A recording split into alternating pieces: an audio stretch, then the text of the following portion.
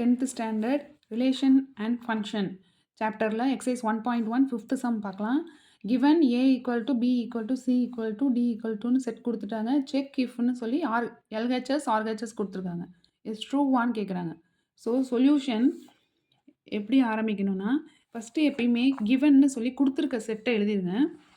So given A equal to 1, 2, 3, B equal to 2, 3, 5, C equal to 3, 4, D equal to 1, 3, 5. Okay, இப்போ LHS first பார்ப்போம். LHSல first என்ன கண்டுபிடிக்கணும்? A intersection Cயா?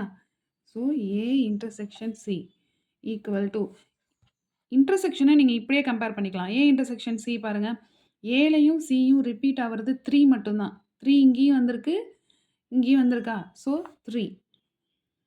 ஓகேவா? இப்போது பி இன்டர்செக்ஷன் டி, பியும் டியும் பாருங்கள், எது ரிப்பீட் ஆகி வந்திருக்கு? 3, 5 இங்கேயும் இருக்குது, இங்கேயும் இருக்குது. ஸோ 3, 5. இப்போது எல்ஹெச்எஸ் என்னன்னு அதை எழுதிடுங்க. A intersection C cross B intersection டியா எழுதிடுறீங்க. இப்போ கிராஸ் பண்ணணும் அப்படின்னு வச்சுக்கோங்களேன், எப்பயுமே எழுதிடுங்க. 3 கிராஸ் 3, 5 எழுதிக்கிட்டோமா? இப்போ கிராஸ் பண்ணுங்கள். இது ஆல்ரெடி ஒரு 4 சம் பார்த்துருப்பீங்க, அதனால் ரொம்ப எக்ஸ்பிளைன் பண்ண தேவையில்ல. 3 வந்து இப்போ இங்கே ஏ இந்த இதுலேருந்து இந்த செட்லேருந்து இங்கே கிராஸ் பண்ணி எழுதுகிறோம். ஸோ 3, 3, 3, 5 இல்லையா? ஓகே, இப்போ இது வந்து 1ன்னு மார்க் பண்ணி வச்சுக்கோங்க. இப்போ ஆர்ஹெச்எஸ் போட்டுருவோம். ஆர்ஹெச்எஸ் என்ன? ஏ கிராஸ் பியா? அடுத்தது சி கிராஸ் டி கண்டுபிடிக்கணும். ஸோ ஏ கிராஸ் பி கண்டுபிடிப்போம். A cross B equal to கிராஸா? ஸோ எழுதிடுங்க. 1, 2, 3 கிராஸ் பி என்ன? 2, 3, 5. ஸோ எழுதிக்கிட்டோம். இப்போ கிராஸ் பண்ணலாம். 1, 2, 1, 3, 1, 5. 1 முடிச்சிட்டோம். அடுத்தது 2 பார்ப்போம். ஸோ 2, 2, 2, 3, 2, 5. நெக்ஸ்ட்டு 3. ஸோ 3, 2, 3, 3, 5. ஓகே, இப்போ நெக்ஸ்ட்டு சி கிராஸ் டி கண்டுபிடிக்கணுமா?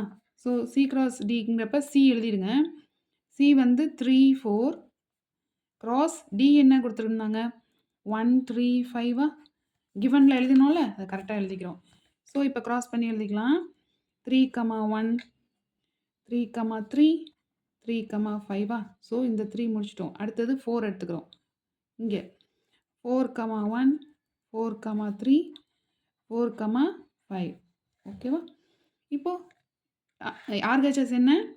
ஏ cross B intersection C cross D. கவனமாக பார்த்து எழுதணும். கரெக்டாக கொஸ்டினில் உள்ளதை கரெக்டாக A cross B intersection C cross டின்னு கவனமாக எழுதுங்க. ஸோ இன்டர்செக்ஷன் இல்லையா? ஸோ ரெண்டுத்தையும் கம்பேர் பண்ணி நீங்கள் எழுதினாலே போதும்.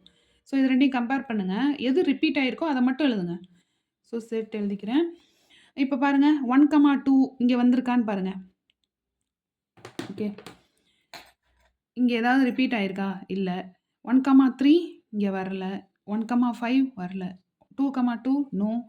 2, 3 வரல. 2, 5 வரல. 3, 2 வரல. 3, 3 பாருங்கள், இங்கேயும் இருக்குது, இங்கேயும் இருக்குது. ஸோ இங்கேயும் இருக்குது, இங்கேயும் இருக்கா? 3, 5 பாருங்கள், இங்கேயும் வந்திருக்கு, இங்கேயும் வந்திருக்கு. ஸோ வேறு எதுவும் வரல, ரிப்பீட் ஆகலை இல்லையா? ஸோ ஆன்சர் எழுதிக்கலாம். 3, 3, 3, 5. ஓகே, ரெண்டும் தான் வந்திருக்குன்னு எழுதிக்கிறோம். இப்போ இது 2வா? ஆல்ரெடி 1ன்னு நம்ம மார்க் பண்ணி வச்சுருக்கோமா? ஓகே, கம்பேர் பண்ணுங்கள். 1 இங்கே மார்க் பண்ணியிருக்கோம். 3, 3, 3, 5. இப்போது 3, 3, 3, 5 ஆர்ஹெச்எஸ்லேயும் கிடச்சிருக்கு. ஸோ 1ம் 2வும் நீங்கள் கம்பேர் பண்ணுறப்ப உங்களுக்கு என்ன கிடைக்குது? LHS equal to RHS. ஓகேவா? சம் முடிஞ்சிடுச்சு. இஸ் ட்ரூவான்னு கேட்டிருக்காங்களா? எஸ், இட் இஸ் ட்ரூ அப்படின்னு நீங்கள் எழுதுனா ஓகே. Okay, thank you.